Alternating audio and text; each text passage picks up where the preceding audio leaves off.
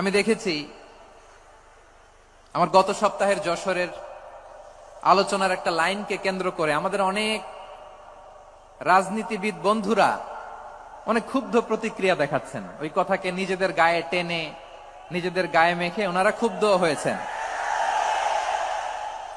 প্রিয় ভাইয়েরা, আমি বলেছিলাম যে একদল খেয়ে গিয়েছে আর একদল খাওয়ার জন্য রেডি হয়ে আছে। তো এখানে কি আমি কোন দলের নাম বলেছি? বাংলাদেশে 48টা প্রায় নিবন্ধিত রাজনৈতিক দল, কোন দলের নাম আমি বলিনি।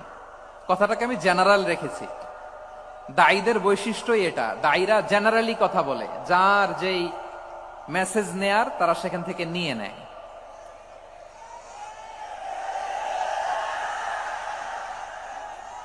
তো কোন দল এটা নিয়ে কোনো কথা বলল না।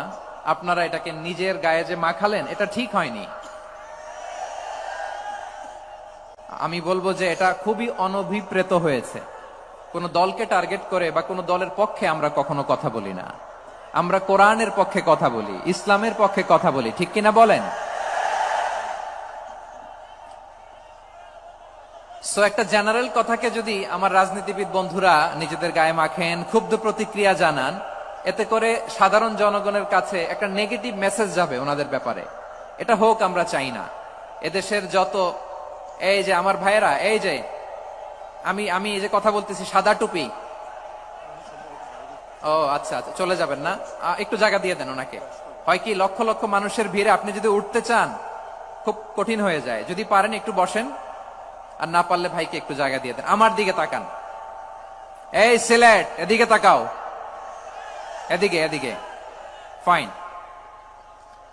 তো আমার প্রিয় রাজনীতিবিদ বন্ধুদের আমি বলবো, কথাটা ছিল ভেরি জেনারেল, এটা নিজেদের গায়ে মাখানোর কোনো দরকার নাই।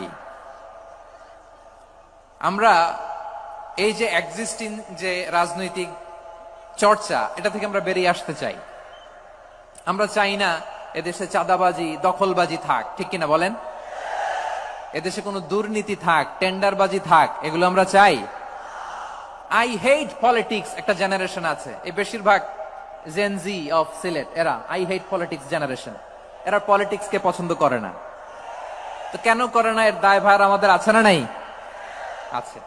এবং আমরা দেখেছি ক্ষমতার পালাবদল যখন হয়, এক সরকার যায় আরেক সরকার আসে, তখন দুর্নীতির ফিরিস্তি আমরা জানতে পারি, এর আগে জানতে পারি না। প্রতিটা দলের ভেতরেই আমরা এই বাজে চর্চাটা দেখেছি।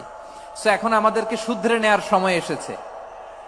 এটা এই সুন্দর সময়, নতুন প্রভাতের বাংলাদেশ, নতুন ভোরের বাংলাদেশ, এই সময় আমরা কাদা ছোড়াছুরি যেন না করি।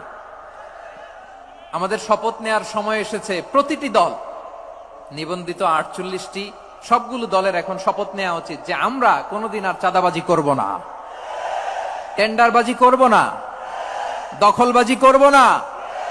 আমরা সবসময় দেশের পক্ষে থাকব, সবসময় দেশের পক্ষে থাকব। সেই কথাগুলো ছিল ভেরি জেনারেল। যে কথাগুলো আমরা জেনারেলি বলি, এগুলো জেনারেলি আপনারা নিবেন। আমার রাজনীতিবিদ বন্ধুদের কাছে এটাই আমার কামনা। আর এই জাতীয় বার্তা যখন আমরা দেই, তখন যদি আপনি বলেন যে পারলে রাজনীতিতে আসেন, পারলে দল করে দেখান, এটা হইল? আমি কি এরকম কোনো কথা বলেছি? না। আমি একজন মুফাসসিরে কোরআন, আমি একজন আলেম, এর বাইরেও আমার সবচেয়ে বড় পরিচয়, আম আ সিটিজেন অফ বাংলাদেশ। আমি বাংলাদেশের একজন সাধারণ নাগরিক।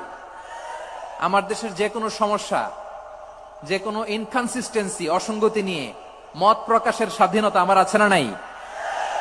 আপনারাই তো বাক স্বাধীনতার কথা বলেন, ফ্রিডম অফ স্পিচের কথা বলেন, বাক স্বাধীনতার কথা বলেন। আপনারাই যদি আবার কোন মন্তব্যের কারণে বলেন যে রাজনীতির মাঠে আসেন, দল করেন, দেখি কতটুকু পারেন, এটা ঠিক হবে না। তাই প্রিয় ভাইয়ের, আসুন আমরা দল মত নির্বিশেষে কাঁধে কাঁধ মিলিয়ে সোনার বাংলাদেশ গড়ি, দুর্নীতিমুক্ত বাংলাদেশ গড়ি, যে বাংলাদেশের জন্য রক্ত দিয়েছে আবু সাইদ, যে নতুন ভোরের বাংলাদেশের জন্য রক্ত দিয়েছে মুগ্ধরা, যে নতুন বাংলাদেশের জন্য রক্ত ঝরিয়েছে 24-এর যে গণ অভ্যুত্থানের প্রত্যেকটি শহীদের। আওয়াজ করে বলেন ঠিক কিনা? আল্লাহ তাআলা আমার দেশকে তুমি নিরাপদ করো, শান্তিময় করো। আমরা যেন স্বাধীন, সার্বভৌম বাংলাদেশে মাথা উঁচু করে বিশ্ব দরবারে দাঁড়াতে পারে। আল্লাহ তুমি তৌফিক দান করো।